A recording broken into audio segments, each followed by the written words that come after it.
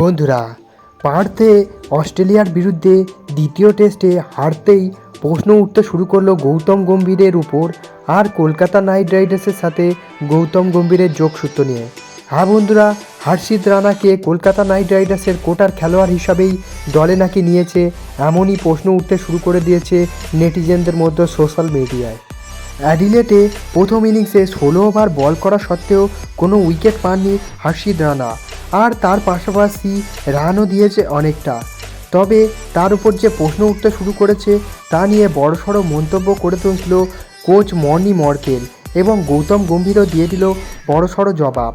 বন্ধুরা, এই ভিডিওতে আমরা ফটাফটভাবে দেখে নেব যে মর্নি মর্কেল হর্ষিত রানার ব্যাপারে কি বলেছে এবং পরবর্তী ম্যাচটিতে কি হর্ষিত রানা খেলতে চলেছে। বন্ধুরা, তাই তোমরা ভিডিওটি শেষ পর্যন্ত দেখো, এবং তোমরা যদি আমার চ্যানেলে নতুন হয়ে থাকো এবং ভবিষ্যতে ক্রিকেট রিলেটেড তথা ইন্ডিয়ান ক্রিকেটের সমস্ত নিউজ সবার আগে বাংলায় পেতে চাও তাহলে চ্যানেলটিকে করে দাও সাবস্ক্রাইব, এবং তোমরা যদি টিম ইন্ডিয়ার একজন ডাইহার্ড ফ্যান হয়ে থাকো তাহলে ভিডিওটিকে অবশ্যই করে দাও একটা লাইক। চলো ভিডিওতে আগে যাওয়া যাক।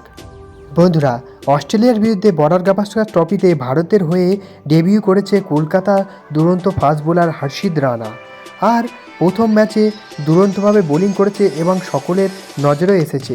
প্রথম ম্যাচটি পার্থে তিনি 15.2 ওভার বল করে 48 রান দিয়ে 3টি উইকেট নিয়েছিল, যার মধ্যে দ্বিতীয় ইনিংসের দুরন্ত প্রদর্শনকারী ট্রাভিস হেডের উইকেটটিও ছিল, এবং তার পাশাপাশি দ্বিতীয় ইনিংসেও 13.4 ওভার বল করে 69 রান দিয়ে একটি উইকেট নিয়েছিল।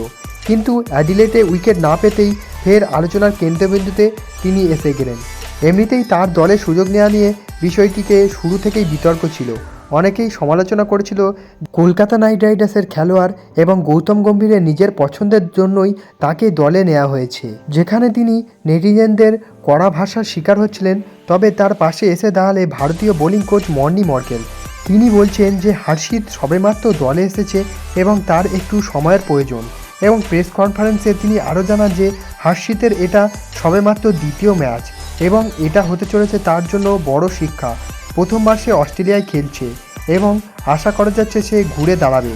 টেস্ট ক্রিকেট একটা অত্যন্ত কঠিন খেলা এবং টেস্ট ক্রিকেটে প্রতি মুহূর্তেই চেঞ্জ হতে চলেছে ডায়নামিক্স, এবং 50,000 দর্শকের সামনে খেলাটাও যে সহজ কাজ নয়। প্রসঙ্গত বন্ধুরা, দ্বিতীয় টেস্টে প্রায় হারের মুখ দেখে ফেলল ভারত, এবং প্রথম ম্যাচটি যেখানে একটি ক্লিনিকায় জয় পেয়েছিল জাসপ্রীত বুমরার অধিনায়কত্বে, সেখানেই দ্বিতীয় ম্যাচে রোহিত শর্মা আসা মাত্রই অস্ট্রেলিয়া 10 উইকেটে ম্যাচে জিতে সিরিজ সমতায় ফেরালো।